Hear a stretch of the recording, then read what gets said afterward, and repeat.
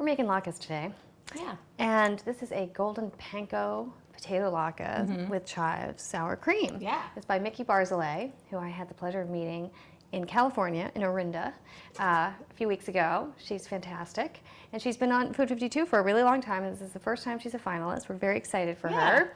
And these are awesome, fantastic, amazing. Crunchy, delicious. Not panko. Pancakes. Pancakes, exactly. So these are Yukon Gold potatoes. And we're using 2 pounds of them. Yeah. You can do this in your food processor if you have the right blade, and if not, just go old school. And dream about it. Yes. So like fantasies about it. And I'm just going to make the chive sour cream, which is just sour cream and some chives. And you want to do this a little bit ahead of time so that the flavor of the chives gets into the sour cream, infuses it. That was tough. You have to yeah, I know. I want to sit down after that because I don't know how you're going to make it through the rest of the recipe. Here, I'll whisk some eggs. Yeah, why don't you do that? That'll make me feel a little more productive. These box graters are very unforgiving, it must be said. They are. It's kind of like, if you make a mistake, you own it. It's yours. It's true. It's yours. It's no longer your finger, but it's your mistake. All right. Let's get squeezing. God, look, it's amazing how quickly they do start to turn a little brown. And Not also, that it really matters. And also, they start to weep. Mm-hmm. I like starchy. Don't get starchy with me. It's like a great word. It is a great word. So wait, what do we do now? Everything go in? We spice it up. We spice it up first. Yep. So tablespoon of salt.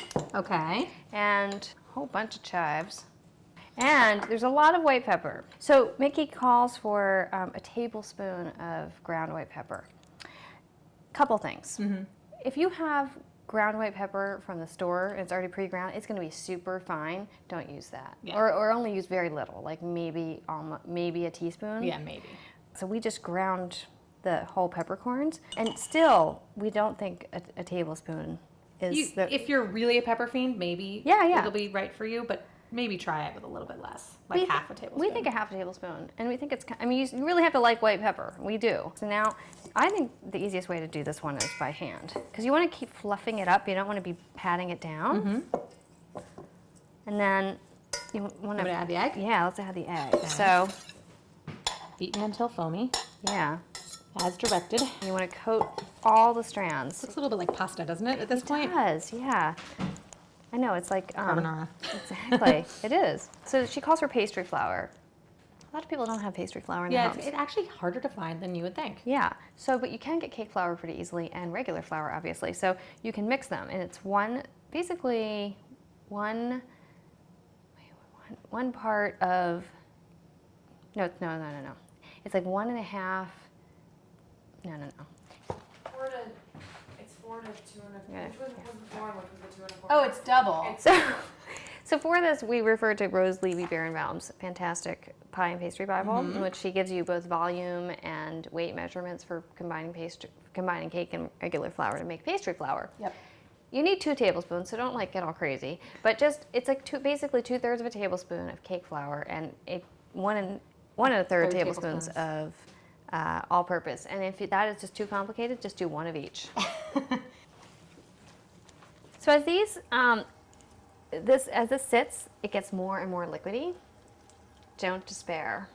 Just squeeze it out again, right, in your fist, and then kind of fluff it up a little bit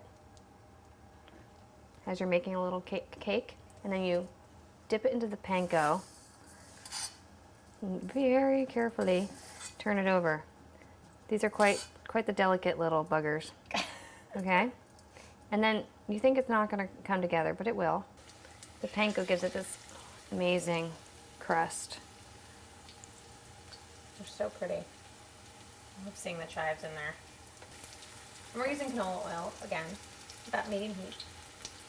This one maybe. See, some people do. There's like sort of 2 different schools of frying, which is like the long, slow. Mm-hmm. They get a little greasier, but it's like much less stressful. And it's sort of more even. Yeah, and they get more evenly browned. Mm-hmm. And then there's the more aggressive, like, Flash fry.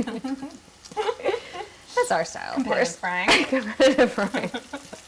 Alrighty. What do you want to dig into? Yeah, sure, that looks great. They all look great. You're probably not doing this properly. We probably should just pick them up, but they're quite hot, so we're going to take the safe route. There we go.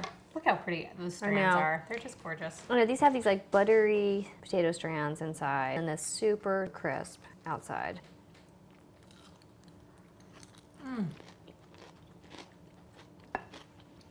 Perfect crunch. Mm-hmm.